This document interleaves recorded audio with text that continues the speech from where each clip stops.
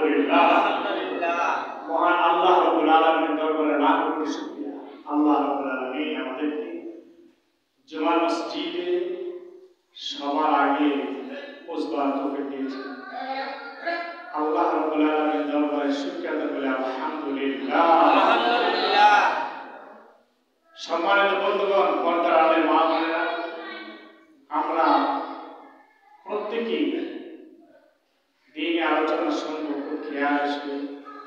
আমলের নিয়ত কয়েকটি কথা হবে নির্দিষ্ট সময়, জুমা জামা নির্দিষ্ট সময় শুরু হয়ে যাবে। অতএব আমরা যে যেখানে থাকি না কেন খুব দ্রুত এসে যাই। আলোচনা তো লিমিটেড, অল্প সময়ের মধ্যে যতটুকু বলা যায় ইনশাআল্লাহ। আল্লাহ পাক যেন আমাদের সবাইকে শুনবার এবং বুঝবার, আমল করবার তৌফিক দান করেন। সবাই বলে আমিন। সম্মানিত দিনদার ভাইয়েরা, পর্দার অন্তরালে মা বোনেরা, আমি মরহুম মকবুল পীরে কামরা আলহাজ আব্দুস সামাদ আজাদী রহমাতুল্লাহ আলাইহি তৃতীয় সাহেবজাদা শাহ মোহাম্মদ নিজামুদ্দিন আজাদী আপনাদের মাঝে প্রতি বছরই এই সময় উপস্থিত হই। আল্লাহ পাক আপনাদের খেদমতে হাজির করে আপনাদেরকে নিয়ে কিছু আলোচনা করা এবং কিছু বোঝানো, দ্বীনের পথে আনা, হেদায়েতের বয়ান করা, এই উদ্দেশ্যে আসা। আজকে নুরুল ইসলাম মনার সাহেবের বাড়িতে মাহফিল, ওই মাহফিলে এসেছি আলহামদুলিল্লাহ। এই সুযোগে ওনারাও আবদার করেছে যে আপনি একটু আগে আসেন, জুমার নামাজ যেন পান, জুমায় আপনাকে চাই। যাই হোক, আমি অনেক কিছু ছেড়ে দিয়ে তারপর ওনাদের কথা রেখেছি। জুমার মসজিদে উপস্থিত হয়েছে, যদিও খতিব সাহেব, ইমাম সাহেব আছেন, ওনারা থাকা সত্ত্বেও আমাকে বয়ান করা উচিত নয়, তারপর আমি এখানে বসেছি আপনাদের সম্মুখে কিছু আলোচনা করব। আর আল্লাহ পাক যেন এই অল্প সময়ের মধ্যে এমন কিছু আলোচনা মধ্যে জবান দিয়ে বের করে যেটা আমারও উপকার হবে, আপনাদের উপকার হবে। বলেন আমিন। সম্মানিত বন্ধুগণ, আল্লাহ রাব্বুল আলামিন আমাদেরকে সৃষ্টি করে ছেড়ে দেন নাই, তিনি আমাদেরকে জান্নাতি বানায় দুনিয়া থেকে নিতে চান। বলেন আলহামদুলিল্লাহ। আল্লাহ পাক এত দয়াবান, এত মেহেরবান, তিনি চান না কেউ জাহান্নামে যাক। যার কারণে কোরআন আমাদের সামনে উপস্থিত, আমাদের নবীর মাধ্যমে কোরআন নাজিল করে আমাদেরকে উপহার দিয়েছেন। এই কোরআন আমাদের পাথর, কোরআন অনুযায়ী যেন আমরা চলি, কোরআন অনুযায়ী যেন আমরা মানি। এই কোরআন অনুসরণ করে আমরা যারা চলব তারাই জান্নাতি হবে। এই জান্নাতে নিবার জন্য কোরআন দিয়ে রেখেছেন আমাদের সামনে। অন্যান্য আসমানি কিতাব পরিবর্তিত হয়ে গিয়েছে, তাওরাত, জাবুর, ইনজিল আগের মতো নেই, সব পরিবর্তন। কিন্তু কোরআন এমন একটা কিতাব পেয়েছে আল্লাহ তরফ থেকে, আল্লাহর কালাম, এটা কেউ পরিবর্তন করতে পারবে না। কিয়ামত পর্যন্ত কোরআন একবারে অক্ষুণ্ণ থাকবে। কোরআনের একটা হরফ হরফ কেউ পরিবর্তন করতে পারবে না। এই কোরআনুল কারীম আমরা সম্মানের সহিত, আদবের সহিত শুনবো এবং আমল করব। আমরা সঠিক কথা বলবো, কোরআনের কথা বলবো। এই কোরআনুল কারীম আমাদের হেদায়েতের পথ। কোরআন দ্বারা যারা আমরা চলবো, আমাদের জিন্দেগিটা আলোকময় হবে। যেটা আল্লাহর তরফে কোরআন এসেছে, আল্লাহর কালাম। আল্লাহ রাসূল সাল্লাল্লাহু আলাইহি ওয়াসাল্লাম কোরআনের ব্যাখ্যা করেছেন, বিশ্লেষণ করেছেন হাদিস, সুন্নাহ। আমরা বুঝবো কোরআন আল্লাহ রাসূল থেকে, সাহাবীদের থেকে। সেই দয়াল নবী, মায়া নবী মুহাম্মদ রাসূলুল্লাহ সাল্লাল্লাহু আলাইহি ওয়াসাল্লাম, তিনি এই কোরআন রেখে গিয়েছেন আমাদের জন্য। আর আমাদের কি বলেছে যে সাবধান, মানুষ কোরআন নিয়ে অনেক কথা বলে, কোরআনে তাফসীর হবে, তাফসীরুল কোরআন মাহফিল, কিন্তু কোরআনে কথা থাকে। এমন তাফসীরুল কোরআন মাহফিল হচ্ছে যে তাফসীরুল কোরআন মাহফিলে বলা হয় কোরআন ওযু ছাড়া পড়া যাবে। বলে নাউজুবিল্লাহ। অথচ কোরআনে আল্লাহ পাক বলে দিয়েছেন লা ইয়ামাসসুহু ইল্লাল মুতাহহারুন, পবিত্র ব্যক্তি ছাড়া কোরআন স্পর্শ করতে পারবে না। তাই কি তাফসীর করব যে বলে কোরআন ওযু ছাড়া পড়া যাবে? এমন অনেকে কোরআন কণ্ঠনালী পর্যন্ত থাকবে, ভিতরে যাবে না। আল্লাহ রাসূলের ভবিষ্যৎবাণী। কোরআন মনে করেন যে আমাদেরই এত কোরআন তেলাওয়াত করবে, এত সুন্দর তেলাওয়াত করবে, আমাদেরই কোরআন, মনের জন্য এদেরই কোরআন, কিন্তু এই কোরআন তাকে জান্নাতে নিতে পারবে না। কারণ সে কোরআনের ভিতরে কি আছে, কোরআন কি বলছে সেই সম্বন্ধে তার ভিতরে কিছু নেই। সে ওই কোরআনের নির্যাস, কোরআনের যে বাতিল অর্থ আছে সে অর্থগুলো সে দিচ্ছে, শুধু জাহিরি ভাবে মানুষকে বলে যাচ্ছে, নিজের বুঝছে বলছে, মানুষকে শোনাচ্ছে, কিন্তু কোরআনে আসলে কি বলছে সেগুলি খবর নেই। অতএব এই কোরআনুল কারীমের এই দিয়ে অনেকেই সাইনবোর্ড দিয়ে বুঝাবে, কোরআন দিয়ে বুঝাবে, কোরআন তাফসীর বুঝাবে, আসলে তাফসীর জিনিসটা সে জানে না। বন্ধুগণ, আল্লাহ নবী সাল্লাল্লাহু আলাইহি ওয়াসাল্লাম যা কিছু বলে দিয়েছেন, কম্পিউটার সফটওয়্যারের মধ্যে সব কিছু মিলে যাচ্ছে, সব মিলে যাচ্ছে। আল্লাহ নবী সাল্লাল্লাহু আলাইহি ওয়াসাল্লাম বলেছেন ইয়াতি আলান নাসি জামান লা ইউবালি মারউ মা আখাযা মিনহু আমিনাল হালাল আম মিনাল হারাম, আও কামা ক্বালা আলাইহিস সালাতু ওয়াসসালাম। অন্য এক হাদিসে বলেছেন ইয়াতি আলান নাসি জামান লা ইউবালিল মারউ লা ইয়াবকা ইল্লা ইসলাম, লা ইয়াবকা ইসমু ইল্লা ইসলাম, ওয়া লা ইয়াবকা আল কুরআন ইল্লা রুসমুহু, মাসাজিদুহু আমিলাতুন ওয়া ইয়াখরাবু মিনাল বিদআ, আও কামা ক্বালা আলাইহিস সালাতু ওয়াসসালাম। আল্লাহ নবী সাল্লাল্লাহু আলাইহি ওয়াসাল্লাম ইরশাদ করেন, এমন একটা জামানা আসবে যে জামানায় লোকেরা মসজিদে আসবে, কোরআন শুনবে, তাফসীর শুনবে, আলোচনা শুনবে, কিন্তু মসজিদ থেকে বের হয়ে গেলে শেষ, মসজিদ পর্যন্ত শেষ, এই আলোচনা বাড়ি পর্যন্ত নিয়ে যাবে না। মসজিদে ইমাম সাহেব আলোচনা করেন যে সুদ খাওয়া যাবে না, কিন্তু মসজিদে বাইরে গেলে সুদ চলছে। মসজিদ ইমাম সাহেব বলেন যে মিথ্যা বলা যাবে না, অপরের হক নষ্ট করা যাবে না, রাস্তা কিছু করে থাকলে এটা আপনি ধরবেন না, যদিও নেন যার যে মালিক তাকে ডেকে জানে তারপর খুঁজে বের করে দিয়ে দেন। এইভাবে মসজিদে ইমাম সাহেব আলোচনা করেন, বয়ান করেন, অনেক কিছু বলেন, কিন্তু মানুষ হেদায়েত বাড়ি পর্যন্ত নিয়ে যায় না, ভিতরে নেয় না, শুধু শুনে যায় হুজুর কণ্ঠটা সুন্দর কিনা, আলোচনাটা মজা লেগেছে কিনা, কিন্তু এই জন্য আল্লাহ নবী বলেন ইয়ামুরু মাসাজিদাহুম ওয়া ইয়াখরাবুম মিনাল হুদা, আমিরাতুন ওয়া ইয়াখরাবুম মিনাল হুদা, মসজিদের আবাদ থাকবে, মসজিদের মধ্যে মুসল্লি ভরপুর থাকবে, কিন্তু মুসল্লিরা মসজিদের বয়ান ভিতরে নিবে না, এমনকি বাড়ি পর্যন্ত নিয়ে যাবে না। আল্লাহ নবী সাল্লাল্লাহু আলাইহি সাল্লাম যে কথা বলেছেন পুঙ্খানুপুঙ্খ রূপে মিলে যায়।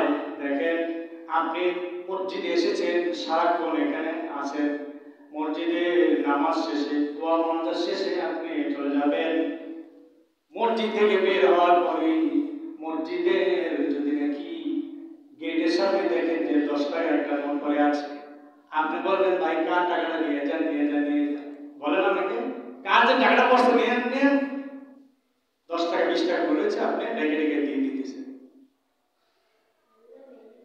কিন্তু যদি নাকি দেখেন 500 টাকার নোট মসজিদের গেটের সামনে পড়ে আছে, আপনি জুতা দিয়ে চাপ দিয়ে ওখানে দাঁড়িয়ে থাকবেন, আপনি ডাকবেন না, লোকজন যাবে, বলবে কি ভাই আপনি দাঁড়িয়ে রয়েছেন কেন, আপনি আরেকটা মিথ্যা বলবেন, একটা গুনাহ করতে গিয়ে আরেকটা আপনি মিথ্যা কথা বলবেন, আপনি কিছুক্ষণ পরে সুযোগ করে টাকাটা পকেটে ঢুকাবেন, আপনি মিথ্যা কথা বলবেন যে আমি ইমাম সাহেব হুজুরের জন্য দাঁড়িয়ে আছি, ইমাম সাহেব চলে গেলেন, সুযোগ পাচ্ছেন আপনি পকেটে নিবেন, তারপরে আপনি বলবেন আমি মুয়াজ্জিন সাহেবের জন্য দাঁড়িয়ে আছি, অমুকের জন্য দাঁড়িয়ে আছি।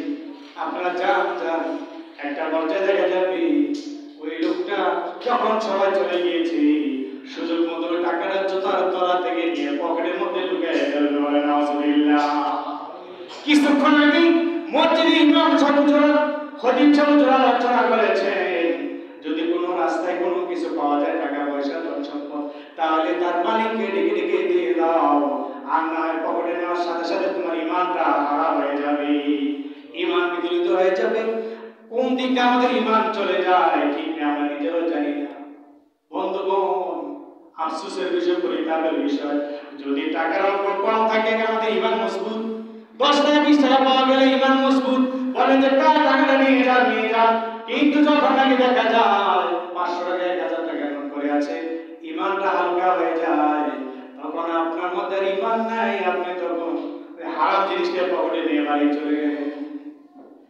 আল্লাহ নবী 1500 বছর আগে এই ভবিষ্যৎবাণী দিয়ে গিয়েছেন, ইয়াতি আলান নাসি জামানুন লা ইউকালিল মার মা খাযা মিনহা মিনাল হালাল আম মিনাল হারাম।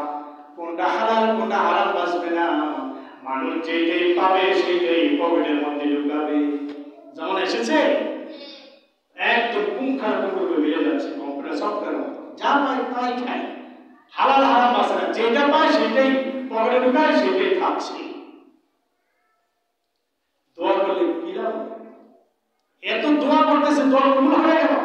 হারাম খাইলে কি দোয়া কবুল হবে? হুজুর এত দোয়া চাইতেছি আপনাদের, দোয়া কবুল না, হালাল হারাম পাইছে চলে নাকি? তারপর দোয়া চান, পাত্র যদি ভালো হয় তাইলে না আপনি জিনিসটা ভালো রাখবেন, খারাপ পাত্রকে ভালো দেশ রাখবেন। আল্লাহর কাছে দোয়াটা পবিত্র জিনিস, আপনি নিজে পবিত্র হন, তাইলে আপনার দোয়া আল্লাহর দরবারে কবুল। হালাল হারাম বেঁচে চলা উচিত। তাহলে কি এখানে শুধু শেষ না? অফিস আদালত যেখানে যান, একটা অফিসে একটা কাজে যান, যদি নাকি আপনি দেখেন যে কাজটা হচ্ছে না, বলবেন যে স্যার 20,000 টাকা দিন কাজটা করে দেন। না, এই কি বলছো, ঘুষ খাওয়া হারাম? বাস অফিসার বলে যে ঘুষ খাওয়া হারাম, আপনি এসে বলবেন কি ছিল ওই 20,000 টাকা যে নেয় না, কি করা যায়? আর 50,000 কমবে, কাজটা করে দেবো স্যার, 50,000 টাকা কাজটা করে দেবো। আচ্ছা এই যাও দেখা যাক, একটু নরম হয়েছে, 50 বলছে, এবার চলে গেছে, কাজ তো হচ্ছে না, কি করা যায়? পাত্তা দিচ্ছে না স্যার, একটু নরম হচ্ছে ঠিকই, পাত্তা দিচ্ছে না। 1 লক্ষ টাকা দিব, পিএম দ্বারা প্রস্তাব দিয়েছে 1 লক্ষ, ঠিক আছে কালকের মধ্যে আসতে হবে, কাজ কমপ্লিট। টাকার অঙ্ক যদি কম থাকে, ইমান তখন মজবুত, আমি হারাম খাই না, আমি ঘুষ খাই না। এই ধরনের লোক আমার মসজিদে এসে ইমাম সাহেবের কাছ থেকে মাইক নিয়ে তারপরে বলে, আমি কিন্তু জুতা চোরকে পছন্দ করি, আমার জুতাগুলি নিয়ে গেছে জুতা চোর যারা, তাদেরকে আমি অনেক অপছন্দ করি, মসজিদে এসে কেন জুতা চুরি করে? অথচ সে কলম দিয়ে লক্ষ টাকা চুরি করলো, অফিসে বসে খবর নাই। সাধারণ জুতা চোরকে সে অপছন্দ করে, নিজে যে ঘৃণার পাত্র হয়ে আছে তার খবর নাই। লা ইউবালিল মারু মা খাযা মিনহা মিনাল হালাল আম মিনাল হারাম।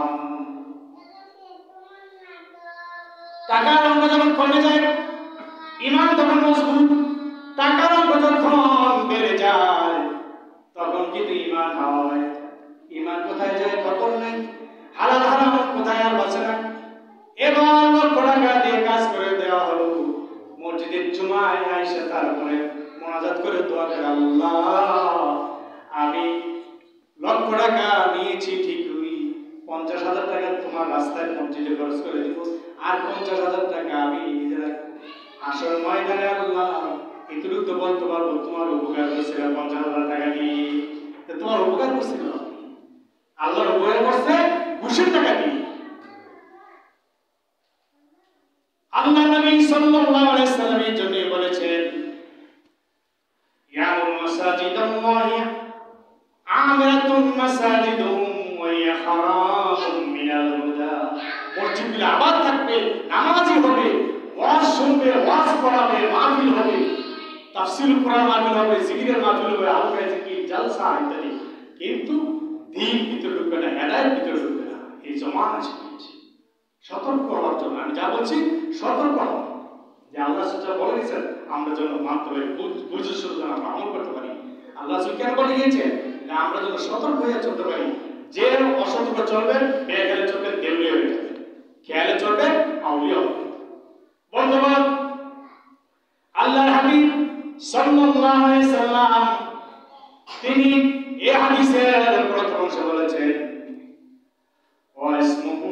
লা ইয়াবকা ইসলাম ইল্লা ইসমুহু, ইসলাম থাকবে কিন্তু মুসলমান থাকবে না।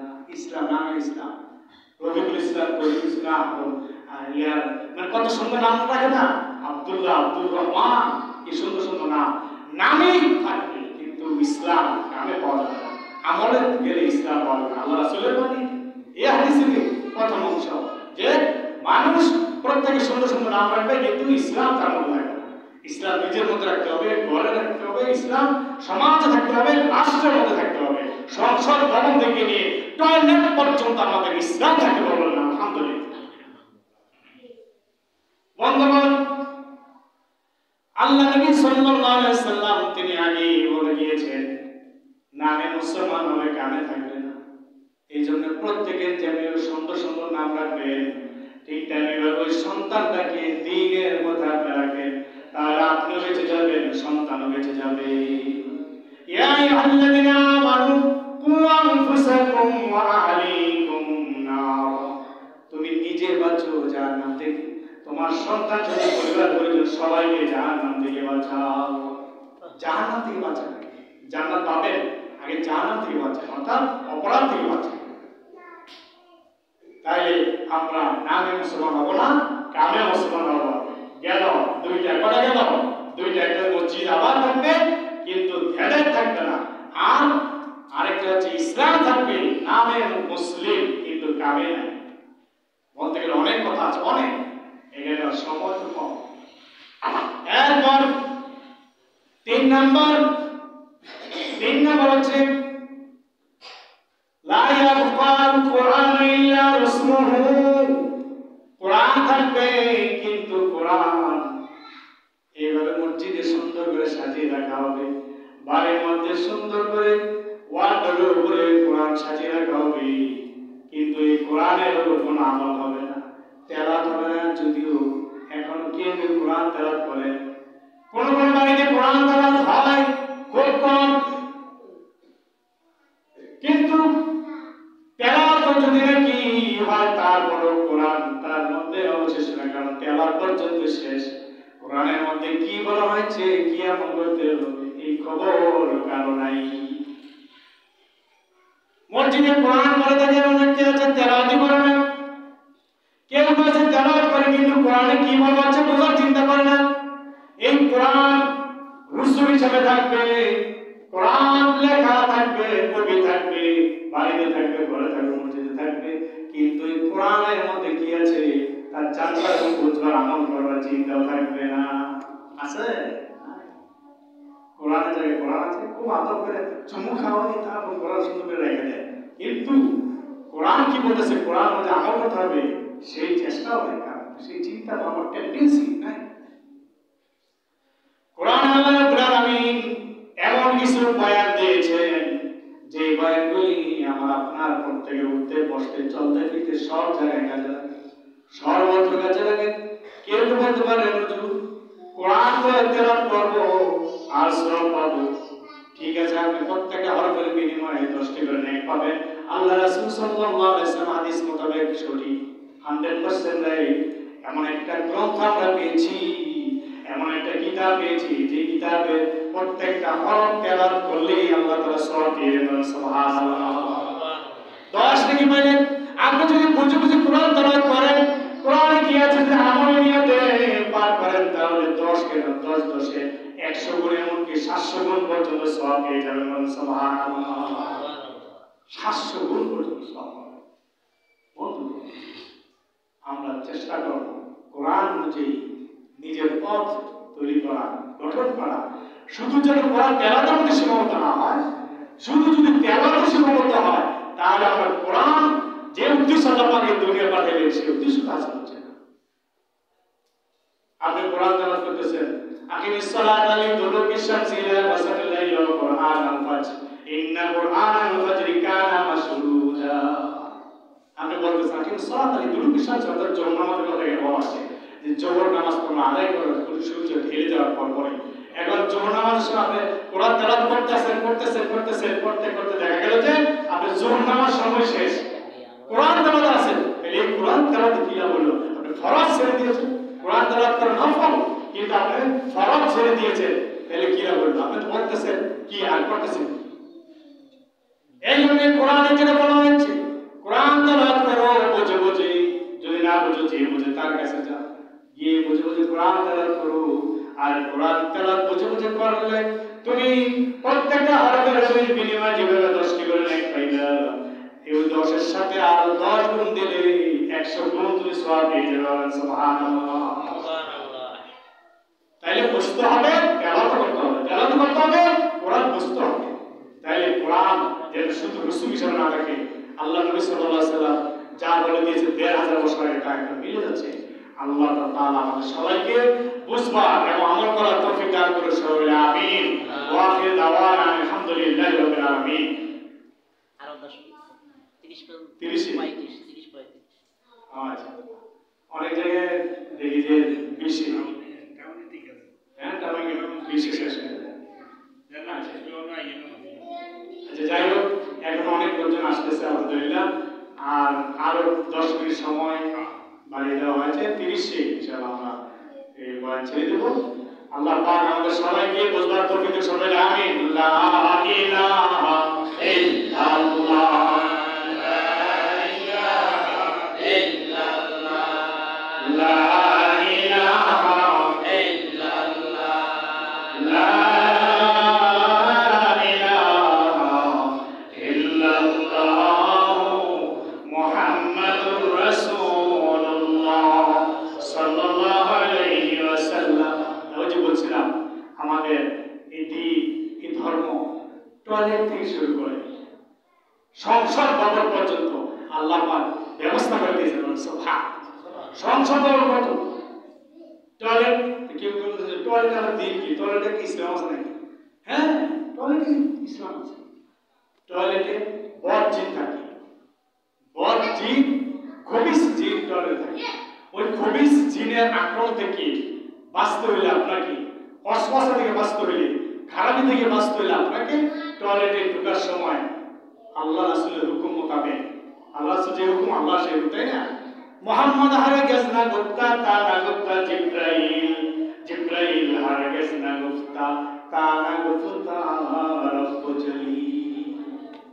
আল্লাহ নবী নিজের থেকে কোনো কথা বলেন না যতক্ষণ পর্যন্ত না হযরত জিবরাইল আলাইহিস সালাম নবীকে না বলতেন। হযরত জিবরাইল আলাইহিস সালাম নিজে থেকে কোনো ওহী নিয়ে আসতেন না যতক্ষণ পর্যন্ত না স্বয়ং রব্বুল আলামিন জিবরাইলকে নবীজির কাছে ওহী নিয়ে পাঠাতেন। সেই নবী দুজাহানের বাদশা, উম্মতের কান্ডারি মুহাম্মদ রাসূলুল্লাহ সাল্লাল্লাহু আলাইহি ওয়াসাল্লাম, তিনি যদি মিম্বর আজকে বসে যদি তিনি বয়ানটা দিতেন, কথাটা বলতেন, আপনার সাথে সাথে বাড়ি কি আমল করা শুরু করে দিতেন। কিন্তু আমি বলতেছি নবীজির কথা, আমি মাইক দিয়ে যেমন উচ্চারণ হয়, আওয়াজটা যায়, আমি এইভাবে আওয়াজ দিচ্ছি, আমি মাইক। আল্লাহর নবী হচ্ছেন আসল। আল্লাহ নবী সাল্লাল্লাহু আলাইহি ওয়াসাল্লাম তিনি বলে দিয়েছেন, যদি কেউ তোমরা টয়লেটে প্রবেশ করো তাহলে বাম পা দিয়ে প্রবেশ করবে এবং প্রবেশ করার সময় প্রবেশ করে নয়, ভিতরে ঢুকে নয়। ভিতরে ঢুকার আগে বাম পা দেওয়ার আগে তুমি এবার পড়ো, আল্লাহুম্মা ইন্নী আউযু বিকা মিনাল খুবুসি ওয়াল খাবাইস। আল্লাহ, তুমি আমাকে খুবুস এবং খাবাইস, খারাপি থেকে, খবিস জিন থেকে তুমি আমাকে রেহাই করো। সুবহানাল্লাহ, কি সুন্দর করে শিখিয়ে দিয়েছেন। আপনি নিরাপদে থাকবেন। টয়লেটে গেলে অনেকে কিন্তু টয়লেটে গিয়ে স্টেপ করে, গোসলের দিকে স্টেপ করে, ওরা আছে না পিছলে পড়ে এখন নাই। এখানে কিছু বদ জিনের কাপড় আছে। অতএব আমরা প্রত্যেকেই কি করবো, টয়লেটে ঢোকার আগে ওই দোয়া পড়ে তারপর টয়লেটে ঢুকবো। আর টয়লেটে ঢোকার পরে হাজর শেষ না হওয়া পর্যন্ত আমরা কোনো দোয়া দুরূদ ইত্যাদি কিছু পড়বো না। কিন্তু মনে রাখবেন, আল্লাহ নবী সাল্লাল্লাহু আলাইহি ওয়াসাল্লাম বলেছেন, মানুষের প্রত্যেকটা 24 ঘন্টা জিকির। কয় ঘন্টা? 24 ঘন্টা 5 আলফাজ জিকির, লা ইলাহা ইল্লাল্লাহ ইল্লাল্লাহ ইল্লাল্লাহ আল্লাহ আল্লাহ সুবহানাল্লাহ আলহামদুলিল্লাহ চলবে 24 ঘন্টা। তাহলে টয়লেটের ভিতরে যে 4-5 মিনিট সময়, এটা কি রোগ থাকবে? তো ওখানে কি জিকির করা যাবে? জিকির করা যাবে না। কিন্তু জিকির থেকে মাহরুম না, বঞ্চিত হয়। আপনি ওই সময় জবান বন্ধ, ভিতরে আসতে আলাজি বেঁধে ভিতর থেকে আসতে, কিন্তু আপনার জবান করবেন না। জবান খোলা নিষেধ, তাই আস্তাগফিরুল্লাহ আস্তাগফিরুল্লাহ আপনি পড়লেন। এমনকি মেসওয়াক করা, ব্রাশ করা সব নিষেধ। টয়লেটে এমন কিছু জীবাণু থাকে, আপনি যখন মুখ খুলবেন মুখ দিয়ে আপনার এই লালার মাধ্যমে চলে যায়। কত বড় বিজ্ঞানী ছিলেন, চিকিৎসাবিদ ছিলেন আমার নবী বলেন মুহাম্মদ রাসূলুল্লাহ সাল্লাল্লাহু আলাইহি ওয়াসাল্লাম। তিনি বলছেন যে মুখ খুলবা না, জবান করলে এখান দিয়ে মানে নাক দিয়ে শ্বাস প্রশ্বাস আসা যাওয়ার পর কোনো সমস্যা নেই, ওই দিকে জীবাণু ঢুকতে পারে না, ভাইরাস ঢুকতে পারে না, কিন্তু এই জবান দিয়ে ভাইরাস ঢুকে লালার সাথে মিশ্রিত হয়। কারণ থুতু দেওয়া নিষেধ। আল্লাহ নবী বলেছেন টয়লেটের ভিতরে থুতু দেওয়া নিষেধ। কেন? ওই থুতু দিতে গেলে আপনি মুখ করবেন, এই থুতুর সাথে লালার সাথে চলে যাবে জীবাণু। জবান খোলা নিষেধ। কিন্তু আল্লাহ নবী সাল্লাল্লাহু আলাইহি ওয়াসাল্লাম বলেছেন এই সময়টার ভিতরে মনে মনে আস্তাগফিরুল্লাহ আস্তাগফিরুল্লাহ মনে মনে চলবে, আর আপনার হাজত সারবেন। হাজত সারার পরে আবার এই টয়লেট থেকে বের হওয়ার সময় আপনি ডান পাটা দিয়ে বের হন। ডান পা দিয়ে বের হওয়ার সময় আপনি বলেন আলহামদুলিল্লাহিল্লাযী আযহাবা আন্নিল আযা ওয়া আফানি। এবার আল্লাহর নাম নেন, আল্লাহ তুমি আমাকে কষ্টদায়ক বস্তু থেকে বাঁচাইছো। প্রস্রাব পায়খানা কষ্টদায়ক না? প্রস্রাব পায়খানার কারণে অনেকে রাজা বাদশাহরা পর্যন্ত বাদশাহী ছেড়ে দিয়েছে, বলেন সুবহানাল্লাহ। কঠিন অবস্থা। তাই যদি কারো প্রস্রাব বন্ধ হয়ে যায় তাকে ডাক্তার কাছে নিয়ে যাবে। আবার চলছে প্রস্রাব বা পায়খানা, তাকে ডাক্তার কাছে নিয়ে যাবে। কি সুন্দর আল্লাহ তাআলা এমন সিস্টেম করে দিয়েছেন, নিয়ন্ত্রণ করে দিয়েছেন আমাকে আপনাকে। অতএব এই প্রস্রাব পায়খানা থেকে আপনি বাঁচলেন, কষ্টদায়ক জিনিস আপনার থেকে সরে গেল। এবার আপনি বললেন গুফরানাকা আলহামদুলিল্লাহ, আল্লাহ বাঁচাইছেন। আল্লাহর কাছে শুকরিয়া আদায় করলেন, আপনার শরীর স্বাস্থ্য ভালো থাকবে। এবং আপনি সবাই খেয়াল করবেন, আপনি এই যে দোয়া করে বের হলেন, বের হওয়ার সময় যে দোয়াটা করলেন ডান পা দিয়ে আপনি বের হলেন, এবার আপনি কি করলেন? টয়লেটের ভিতরে যতক্ষণ ছিলেন ততক্ষণ যেন আপনি আল্লাহ রাব্বুল আলামিনের জিকিরে মশগুল ছিলেন, বলেন সুবহানাল্লাহ। পাঁচ আনফাস জিকির আপনার মধ্যে ছিল, এটা আল্লাহ তাআলা ধরে নেবেন। গোপনে গোপনে পড়ছেন, গোপনে গোপনে পড়লে কোনো ফেরেশতারা লিখতে পারে না। এই গোপনে গোপনে পড়ার কারণে ইস্তেগফার মনে মনে থাকার কারণে আল্লাহ বলে মনের খবর জানেন, মনের সব কিছু আল্লাহ তাআলা একসাথে করে হাসর ময়দানে মিজানা পাল্লা দিয়ে ওজন ভারী করে দিবেন, বলেন সুবহানাল্লাহ। তাহলে টয়লেট ইসলাম আছে কিনা? এই জন্য বলি টয়লেট থেকে নিয়ে শুরু করে আমাদের থেকে ইসলাম শুরু। বন্ধুগণ সবাই খেয়াল করে শুনি, এখানে কেন বাম পা কেন আগে টয়লেটের ভিতরে দিব আর ডান পা দিয়ে বের হব? মসজিদে ঢোকার সময় কিন্তু আমরা ডান পা দিয়ে ঢুকি, বাম পা দিয়ে বের হই, কিন্তু টয়লেটে গেলে বাম পা দিয়ে কেন? চিকিৎসা বিজ্ঞানীরা আবিষ্কার করে দেখেছেন, দেহ বিজ্ঞানী যারা আছেন ওনারা আবিষ্কার করে দেখেছেন, গবেষণা করে দেখেছেন, যেই পাটা আমরা সামনে দেই ওই পায়ের উপর ভর কম থাকে, যেই পাটা আমাদের দাঁড়িয়ে থাকে ওই পায়ের উপরে ভরটা বেশি থাকে। আপনি যদি টয়লেটে ঢোকার সময় এই মুহূর্তে যদি আপনি মারা যান, রুহটা যদি বের হয়ে যায়, স্টপ করে ফেলেন, তাহলে আপনি টয়লেটের ভিতরে পড়বেন না, আপনি টয়লেটের বাইরেই পড়বেন, বলেন সুবহানাল্লাহ। দেখেছেন আল্লাহ নবী কত বড় বিজ্ঞানী ছিলেন। সেই দয়াল নবীকে এখনো কুখ্যাত কিছু কিছু আলেম আছে, তারা বলে নিরক্ষর নবী, উম্মি নবী। নিরক্ষর বলে উম্মি অর্থই জানে না। ওদিকে অনেক সময় দরকার, সময় নাই, যার কারণে বলতে পারছি না। বন্ধুগণ যখন নাকি আপনি ভুলে আপনি যদি এই কাজটা করেন, আপনি যদি নাকি আগে ডান পা দিয়ে টয়লেটে প্রবেশ করেন, বাম পা দিয়ে আপনি বাম পা বাইরে রাখলেন, তাহলে তো আপনি ইসলামের বিরোধী কাজ করলেন, নবীর সুন্নতের বহির্গত খেলার কাজ করলেন আপনি। তাহলে দেখা যায় যেই পাটা বাইরে থাকে ওই পায়ের উপর বল থাকে বেশি, যার কারণে আপনি দেখবেন আপনি যদি স্ট্রোক করে ফেলেন, পড়ে যান, যদি আপনি বেহুশ হয়ে যান, সাথে সাথে ওখানেই পড়ে যাবেন, টয়লেটের ভিতরে আপনি পড়বেন না। বন্ধুগণ ঠিক দেখা যাচ্ছে এইবার মসজিদের ভিতরে আপনি প্রবেশ করতেছেন, ডান পা দিয়ে প্রবেশ করেন, ডান পা দিয়ে প্রবেশ করেন, বাম পা দিয়ে আপনি বের হন। যে পা দিয়ে আপনি প্রবেশ করবেন আপনি দেখা যায় কল্যাণের পথে। আল্লাহ নবী সাল্লাল্লাহু আলাইহি ওয়াসাল্লাম বলেছেন যত কল্যাণকর কাজ আছে ওই কাজগুলো তোমরা ডান পার্শ্ব দিয়ে করো। ডান পার্শ্ব, ডান হাত। আপনি জামাটা গায়ে দিয়েছেন মসজিদে আসার পথে, জামা গায়ের সময় আপনার ডান হাত দিয়েছেন কিনা? তাহলে আপনি সুন্নত মোতাবেক এসেছেন। ডান হাত দিয়ে আপনি জামার আগে পড়লেন কিনা, আপনি পায়জামা পরতেছেন, প্যান্ট পরতেছেন, আপনি ডান পা আগে দিবেন, লুঙ্গি পরতেছেন ডান পা আগে দেন। এভাবে যত আমাদের কাঙ্ক্ষিত বস্তু আছে, কাঙ্ক্ষিত কাজ আছে, সব ডান পার্শ্ব দিয়ে করবো, আর অনাকাঙ্ক্ষিত করতে হয় এগুলি বাম পার্শ্ব দিয়ে করবো। অল্প কথায় আমি বুঝতে পেরেছি, আশা করি আপনারা প্রত্যেকেই ইনশাআল্লাহ আমল করবেন। আশা করি আল্লাহ পাক আমাকে আমল করার তৌফিক দিন, আপনাদেরকে আমল করার তৌফিক দিন। আমিন। ওয়া আখিরু দাওয়ানা আলহামদুলিল্লাহি রাব্বিল আলামিন। যারা সুন্নাত পড়েন, যারা কাবলাতুল